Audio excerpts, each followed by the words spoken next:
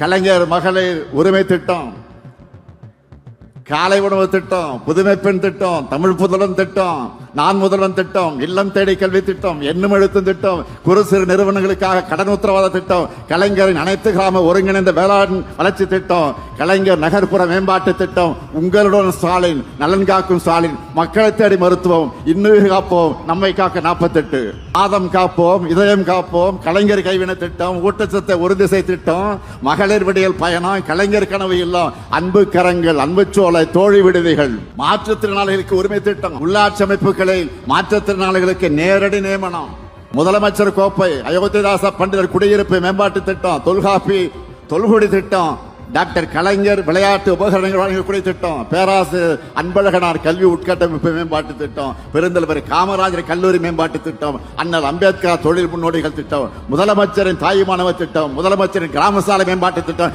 கல்லூரி மாணவர்களுக்கு லேப்டாப் திட்டம், உங்க கனவை சொல்லுங்க. இறக்குது அவ்வளவு திட்டங்கள். அதாவது ஒன்றிய பாஜக அரசை பொறுத்த வரைக்கும் அவங்களுக்கு மக்களுக்கு நல்லது செய்ய மாட்டாங்க, நல்லது செய்ய விட மாட்டாங்க. தமிழ்நாட்டு மகளிருக்காக நான் கொடுத்த உறுதிமொழிதான் உரிமை தொகை. அதுக்கு தடை போட நான் விட்டுருவேனா?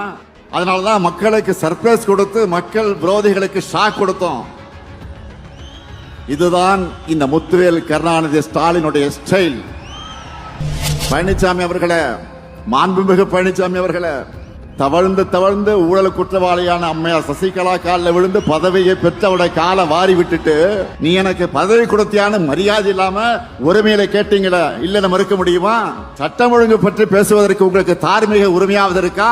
உங்க கட்சியினுடைய உண்மையான பொதுச் செயலாளராக இருந்த அம்மையார் ஜெயலலிதா அவர்களுடைய கொடநாடு பங்களாவில் நடந்த கொலை, அதை தொடர்ந்து நடந்த மர்ம மரணங்கள், இதையெல்லாம் மறக்கடிச்சுட்டு நினைச்சிட்டு இருக்கீங்களா? பொல்லாத ஆட்சி தான் பழனிசாமியுடைய ஆட்சி என்பதற்கு பொள்ளாச்சியே பாலியல் வன்கொடுமைகளை சாட்சியா ஆறாத வடுவா இருக்க.